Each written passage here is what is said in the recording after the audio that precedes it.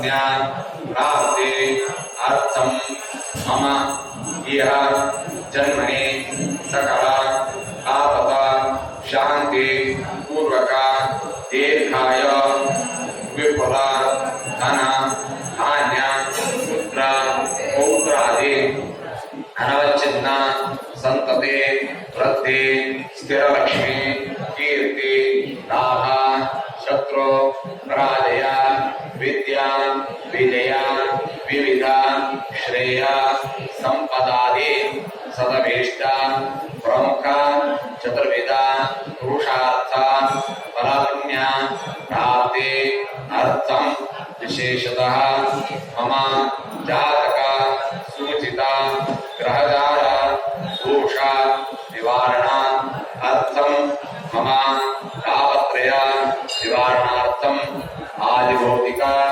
आदिदेविक आध्यात्मिक तापत्रय निवारण द्वारा श्री लक्ष्मी सहित सत्यनारायण स्वामी कृपा कटाक्ष सिद्ध्यर्थम मम मनोरथ मनोकामना परिपूर्ण द्वारा श्री लक्ष्मी सहित सत्यनारायण देवता उद्दिश्य सत्यनारायण तथाख्यम कर्म करिष्ये.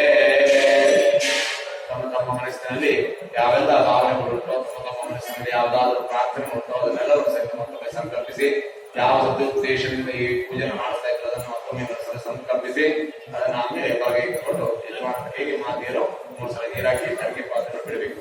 ಪೂಜಾರಾಧನಂಚ ಗಣೇಶ ಆದೋ ನಿರ್ವಿಘ್ನತಾ ಸಿದ್ಧತ್ವಂ ಶ್ರೀಮನ್ ಮಹಾಗಣಪತಿ ಪೂಜನಂ ಅತಃ ಆದಿತ್ಯಾದಿ ವಕ್ರ ಪೂಜನ ಮಹಾಗಣಪತಿ ಪೂಜಾರಾಧನಂಚ ಗಣೇಶೇ. ಹೊರಗೆ ಇಟ್ಟುಕೊಳ್ಳಿ, ಯಜಮಾನ ಕೈ ನೀರಾಕಿ ಅಡಿಗೆ ಪಾತ್ರಗಳು ಬಿಡಿ.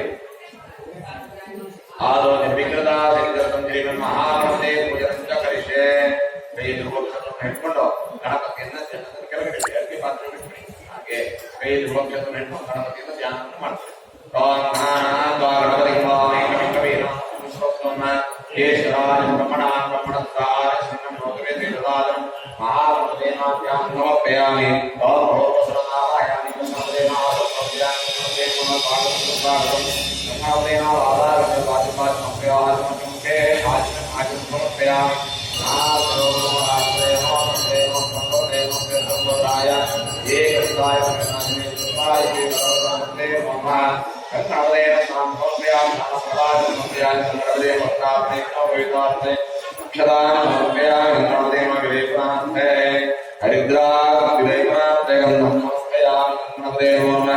हरिद्रा